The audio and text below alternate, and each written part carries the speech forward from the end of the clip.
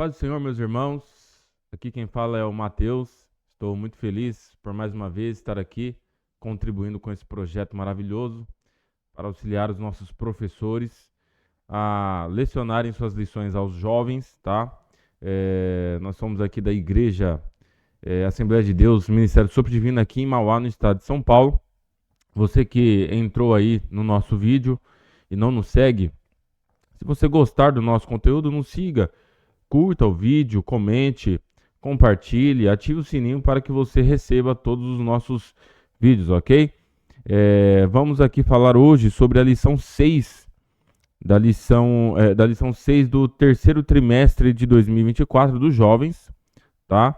Vamos falar na lição no título Coragem para enfrentar a fornalha ardente. Lembrando que nós estamos falando sobre Daniel, aprendendo várias lições aqui deste livro maravilhoso que tem nos ensinado muito. O texto áureo se encontra no próprio livro de Daniel, capítulo 3, versículo 17, que diz assim: Eis que o nosso Deus, a quem nós servimos, é quem nos pode livrar.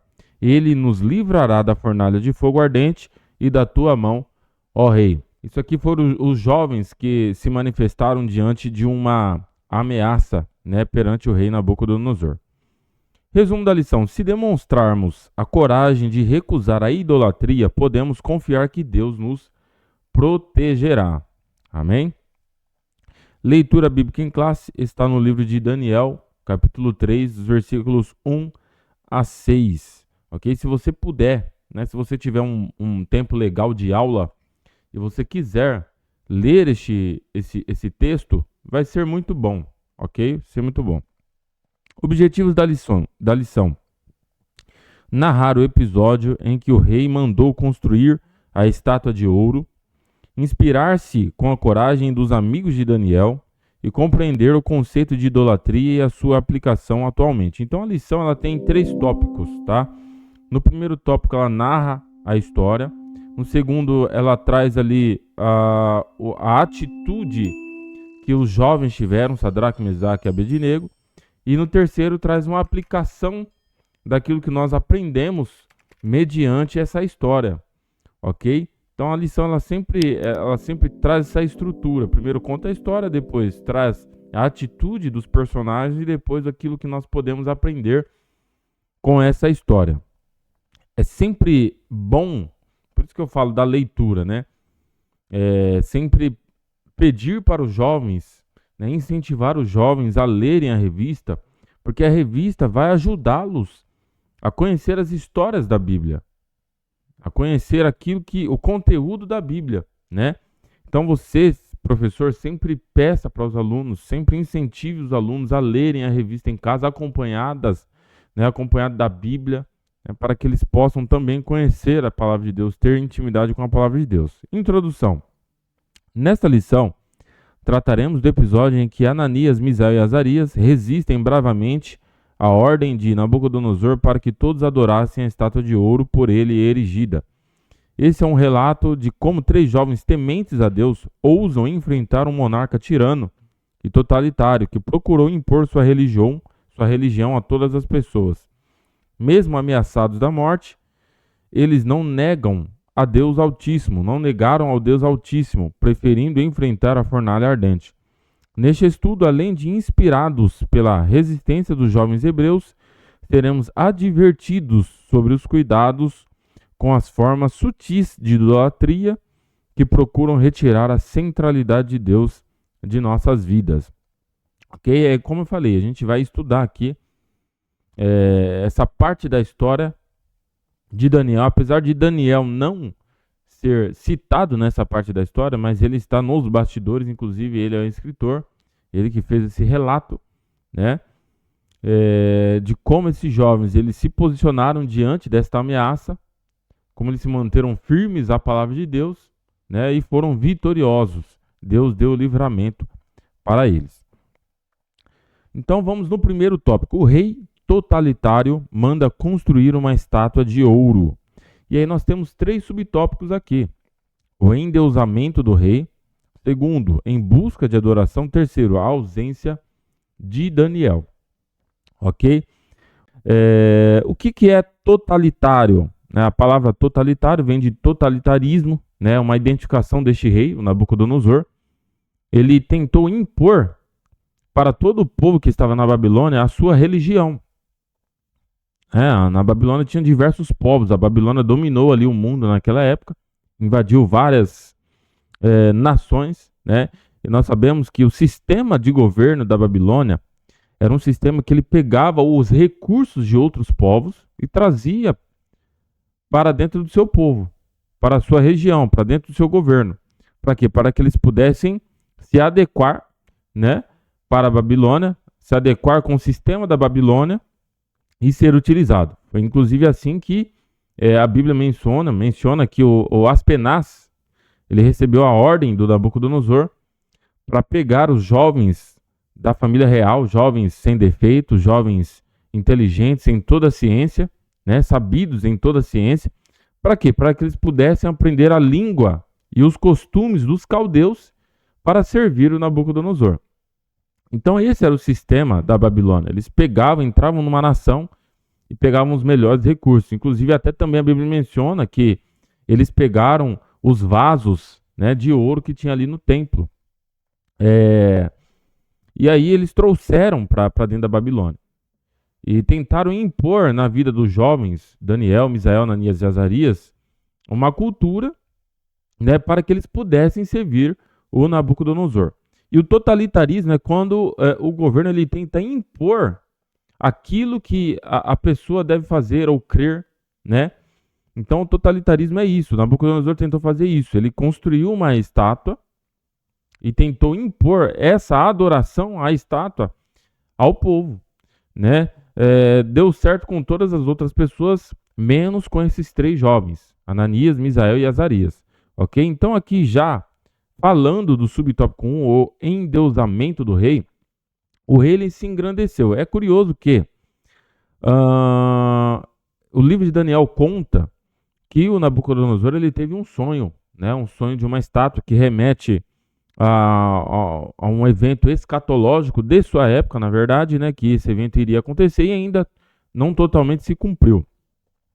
Mas isso pode ser um motivo pelo qual Nabucodonosor decidiu construir essa estátua. A Bíblia não fala que é exatamente isso, mas pode ser um dos motivos, tá? E o Nabucodonosor agora ele se endeusou, né? Ele teve o sentimento de engrandecimento e mandou construir uma estátua para ser adorado. E ainda ele impôs a todo o povo que adorasse essa estátua que ele mandou fazer. É uma coisa muito curiosa, porque as pessoas, quando elas estão no poder, elas geralmente se deixam levar por este endeusamento, né? Pessoas querem ser adoradas ou querem ser veneradas. E o Nabucodonosor se deixou levar. E uma coisa interessante também é que o Nabucodonosor ele era um instrumento de Deus para punir Israel. É óbvio que Deus também iria puni-lo depois, né? Mas Nabucodonosor estava sendo um instrumento de Deus para punir Israel. Agora, ele, infelizmente, se deixou levar por esse sentimento de engrandecimento que nenhum de nós podemos ter, ok? Subtópico 2. Em busca de adoração. Qual que era a finalidade dessa estátua? Ele queria ser adorado. Ele não fez isso somente como uma homenagem a si mesmo, mas ele queria ser adorado, ele queria ser tratado como um Deus, ele queria ser tratado além da sua posição. Não tem nenhum problema ele ser um rei de outra nação. Precisava ser um rei de Israel, não precisava ser um rei do povo judeu. Mas ele quis agora ser Deus.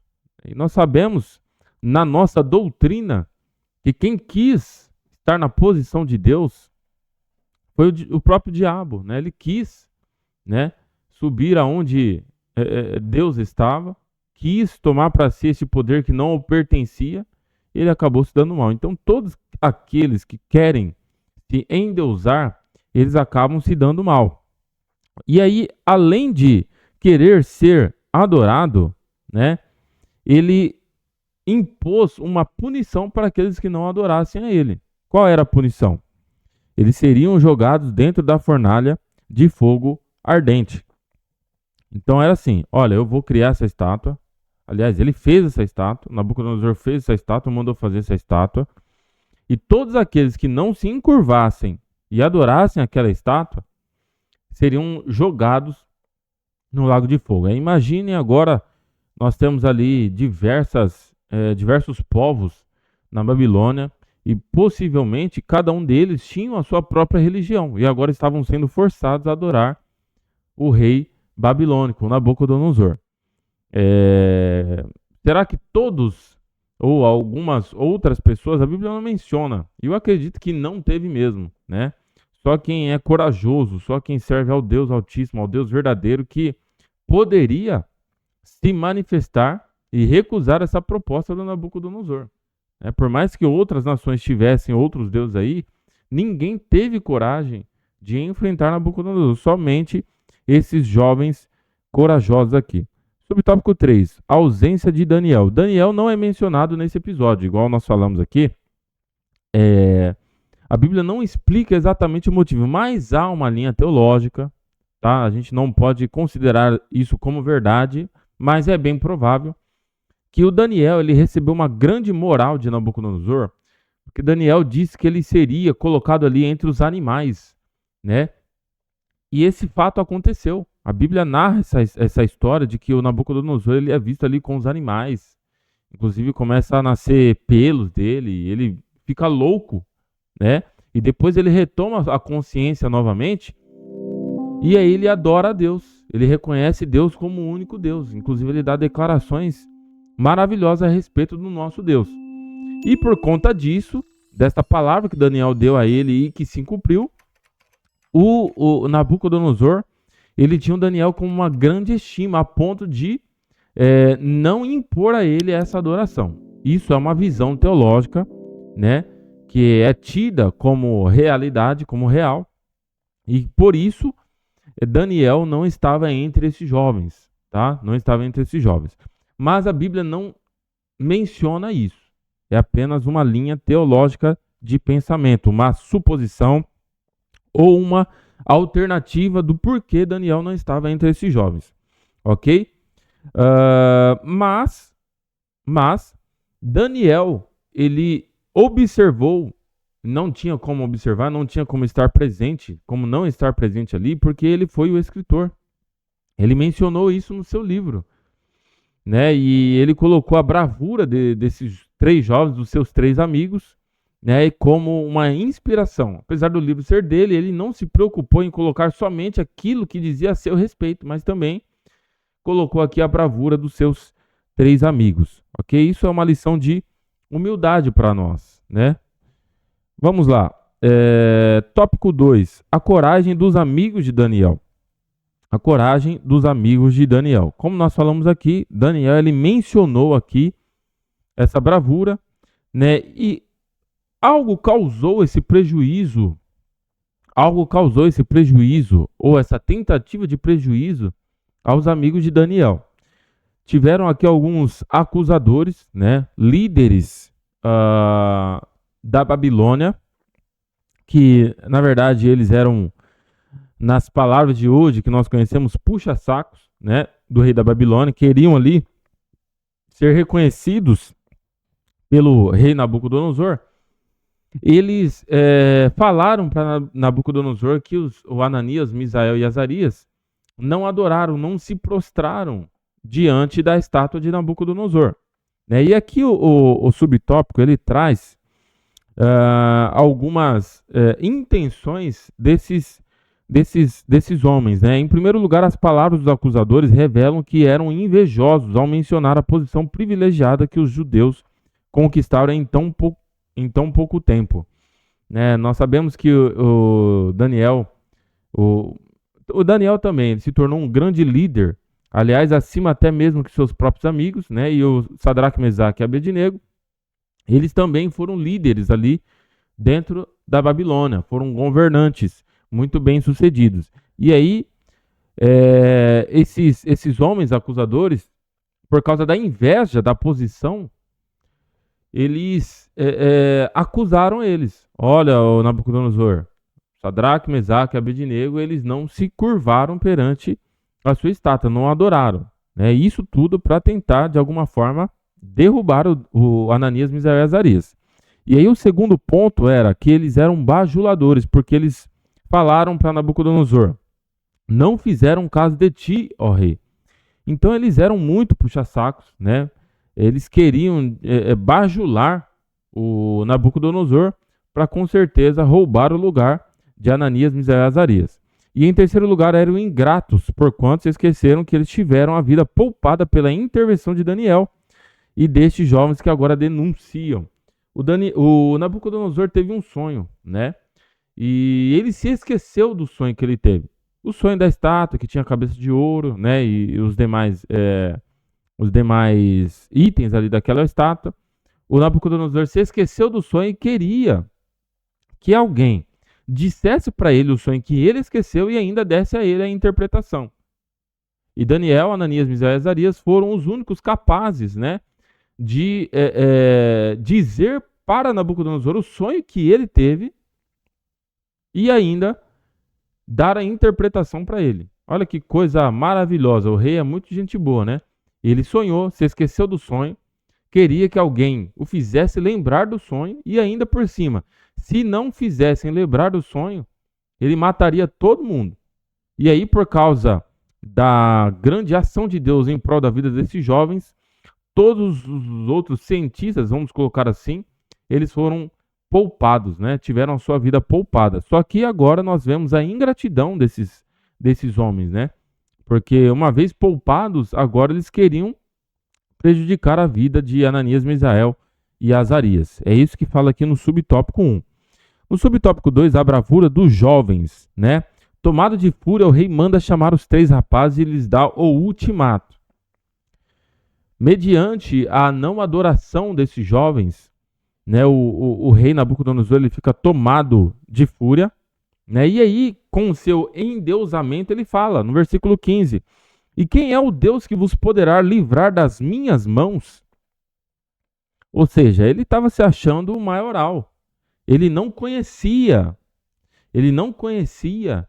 o Deus verdadeiro. Não conhecia o Deus verdadeiro, porque se ele conhecesse aqui já, ele teria falado, bom, Deus pode livrar. Com esse sentimento de endeusamento que o Nabucodonosor teve, ele fez uma pergunta, e quem é que poderá vos livrar das minhas mãos? Né? Ele até se esqueceu daquilo que Daniel falou para ele, que ele passaria, né, e que se cumpriu na vida dele, daquilo que ele declarou. E ele se esquece até mesmo que existe um Deus que é soberano, que poderia livrar. E aí mesmo não levando em consideração que Deus poderia Deus poderia livrar os jovens da fornalha de fogo ardente, ele dá essa declaração. Mas os jovens eram bravos. E o que é maravilhoso é que nós servimos a um Deus que ele é amoroso, é um Deus bom, que faz coisas maravilhosas, que nos abençoa, mas se ele não nos abençoar, se ele não nos livrar, ele vai continuar sendo Deus, ele continua sendo Deus. Então, esses jovens, eles entendiam isso. Bom, Deus pode nos livrar. Deus pode nos livrar. Mas se Deus não nos livrar, nós continuaremos servindo a Ele, porque Deus não é obrigado a fazer nada para nós. Deus não é obrigado a dar nada para nós. Deus não é obrigado a nos abençoar. Deus não é obrigado a nos salvar. Deus não é obrigado a nos livrar. Mas se Ele fizer, Ele vai continuar sendo adorado. É assim. Esses jovens entenderam isso, essa bravura. Mediante essa pergunta do Nabucodonosor, e quem é o Deus que vos poderá livrar das minhas mãos? Eles falaram, olha, o nosso Deus pode, mas se ele não quiser, tá tudo certo, rei. E aí no subtópico 3, nós vemos o livramento de Deus em prol desses jovens, né? Nabucodonosor mandou aquecer a fornalha 7 vezes mais. Por que ele mandou aquecer? Porque os jovens entraram, eles foram jogados ali na fornalha de fogo ardente, só que o fogo não os consumiu. Eles não foram queimados pelo fogo. E aí Nabucodonosor mandou aquecer 7 vezes mais essa fornalha. Tanto é verdade que aqueles que foram os responsáveis por aquecer e por jogar esses jovens na fornalha, eles morreram por causa da alta temperatura dessa fornalha. Ou seja, aqueles que foram jogados não morreram, mas aqueles que jogaram acabaram morrendo, né? E aí foi visto dentro da fornalha uma quarta pessoa e se perguntou: olha, nós não jogamos 3 pessoas ali dentro da fornalha? Mas foi vista uma quarta pessoa. Inclusive até o livro de Daniel, Jesus no livro de Daniel é conhecido como o quarto homem da fornalha.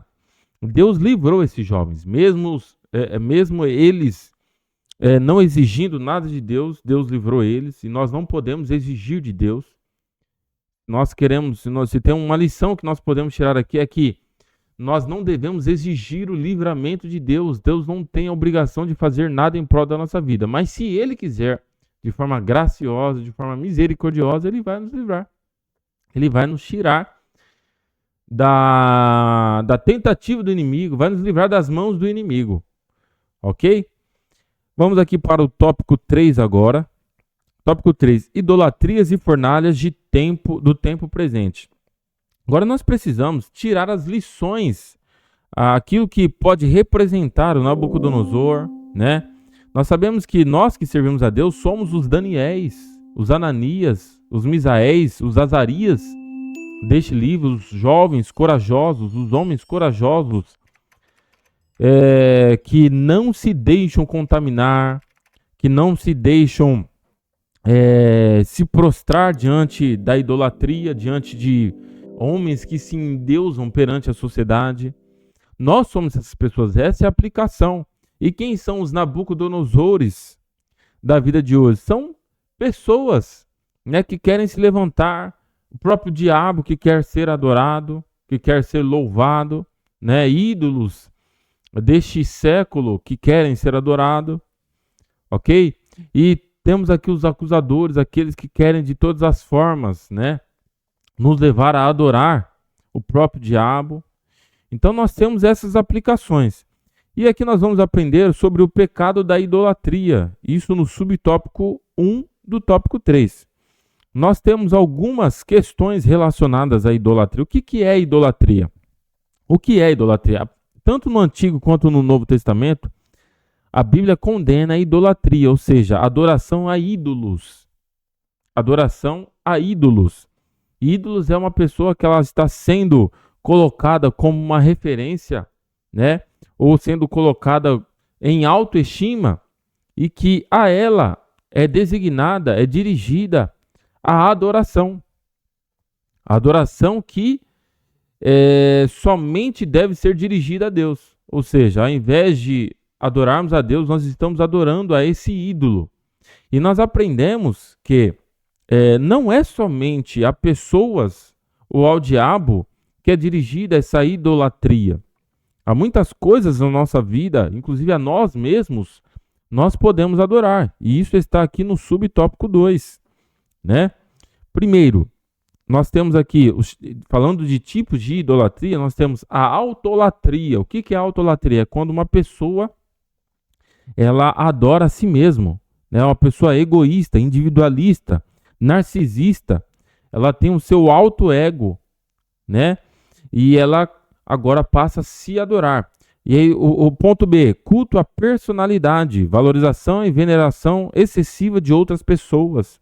Pessoas famosas que estão na mídia e que políticos também, né, que às vezes são venerados, altamente valorizados, que isso pode se caracterizar como idolatria, né? Ser amor ao dinheiro e à riqueza, pessoas que fazem tudo por dinheiro, o dinheiro para ela é tudo, está na mais alta posição na vida delas.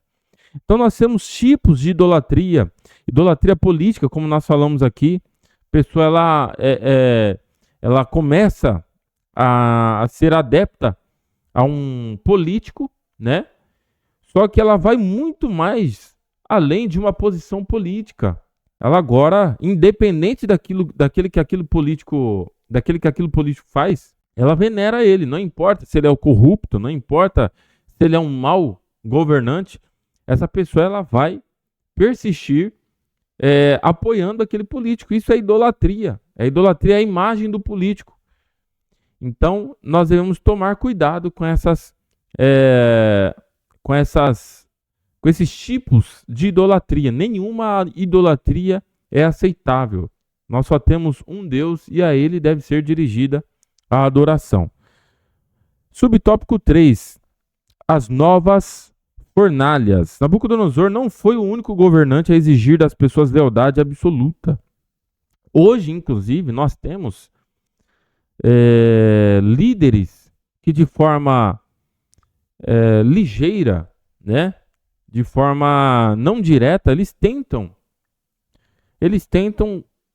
estar sob o controle de pessoas ou exigem que as pessoas o adoram, né? Nós temos países comunistas que hoje eles querem ser adorados, eles têm aquela figura de adoração, aquela figura soberana sobre todo o povo.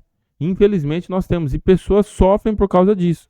O evangelho sofre por causa disso, porque as pessoas são perseguidas por pregarem a palavra de Deus. Então nós temos Nabucodonosor, o povo de Israel sofreu muito com esse sistema, a igreja no início sofreu muito também com perseguição, né? E nós temos essas figuras de Nabucodonosores. Hoje também na história nós tivemos outros, ok? Conclusão. Muitos anos se passaram desde o episódio em que os jovens hebreus enfrentaram a ameaça de serem lançados em um forno ardente por não adorarem a estátua do rei.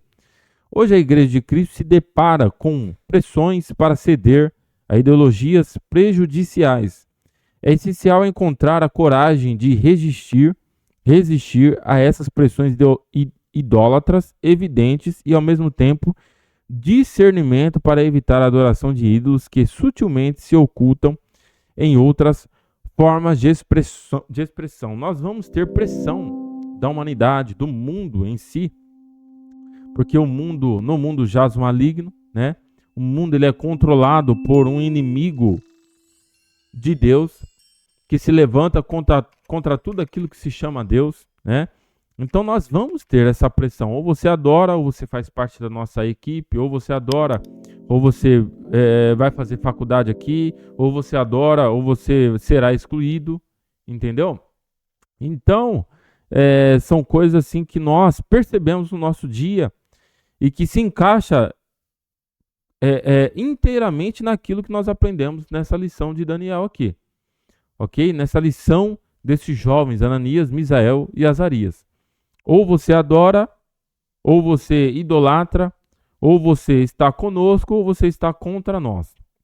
Mas nós sabemos que Deus é capaz de nos livrar, só Deus merece adoração, e nós não vamos, assim como jovens corajosos, não vamos nos dobrar, não vamos nos curvar diante da pressão do inimigo, porque o nosso Deus é maior. Amém? Deus abençoe a sua vida. Se você curtiu esse vídeo, se você gostou desse conteúdo, curta, comente, compartilhe e nos siga.